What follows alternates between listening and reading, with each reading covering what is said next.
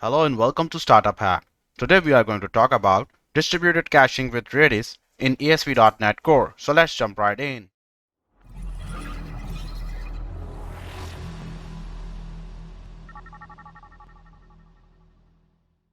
Make sure to check out the link down below because we always provide the code samples that you can pull down and follow along so you can see in our project. Do you want to earn $100,000 a year? Do you want to become a software developer within just 3 months? With our amazing course and awesome tutors, you never have to worry about getting stuck. We help students to learn skills that companies want to hire. We are Startup Hack. Don't forget to subscribe our channel. So let's get started. Alright, let's start with response caching. Response caching, as the name implies, ensures that responses are cached, therefore reducing the client request that hits the server.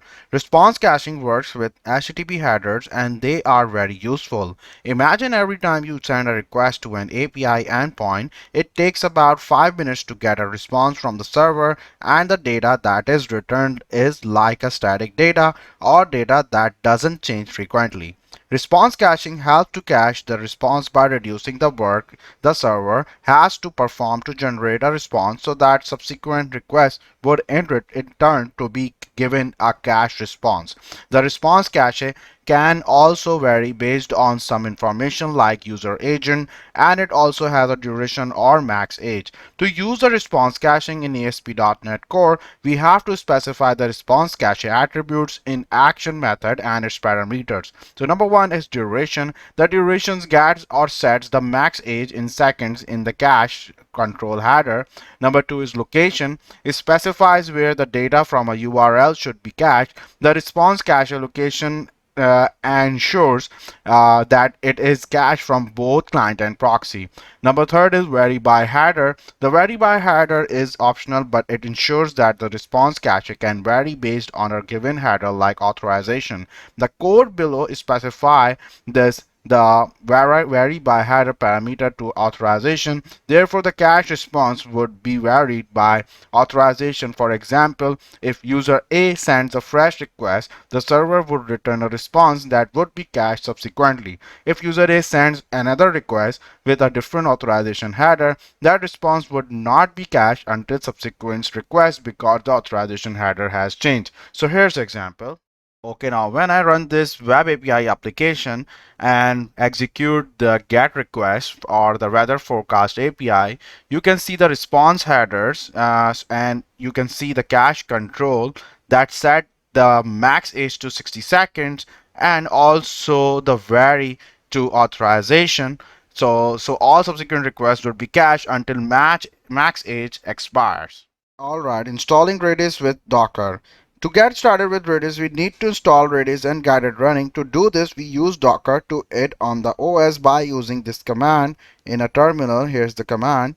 There are also several ways to install the Docker, but Docker seems to be the fastest way. Note Docker must be installed and running for the command here to work properly.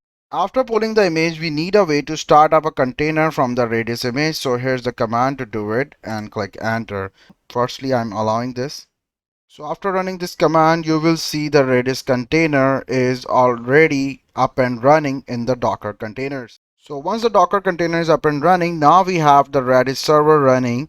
Let's wire up the implementation in the code to get started. So we have already created the ASP.NET Core API project and add the controller service and also install Microsoft.extensions.caching.stack exchange package.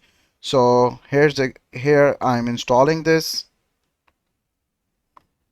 After installing the package, you need to add this code. So this is the Redis connection. It will start. Now we have added the Redis cache in the service collection. We need to see it in action. First, we have added a country class. So I have added the country class with the country data as well. The country class just contains few properties and a method that holds a list of countries. Our goal is to be able to cache the country data, so when another request comes in, the data is being loaded from Redis cache.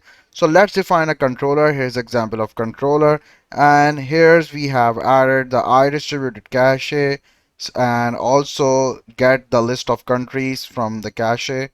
So in the countries action method, we are returning countries that has been cached or not. If the country has been cached already, then the cache country is returned. Otherwise, the countries are serialized and added to the cache. There is also another action method that removes the cache country by the specified key. The IDistributedCache interface supports many cache providers, so regardless of which provider that is being used, this interface supports them. See, when I run this application, currently this data is not cached, and when I click on remove the cache and execute it, after that, when I click on execute, so you can see that it's showing the cache data, and this is how our methods are working with Redis cache. So thank you for watching this video. Caching brings good performance to ASP.NET Core applications. Storing frequently accessed data in a cache reduces the load on the database. Redis is fast and it has better performance compared to the caching with SQL Server. So don't forget to subscribe our channel and hit the bell icon for latest updates. To joining our course, you can simply go to our website called startuphack.com. Thank you.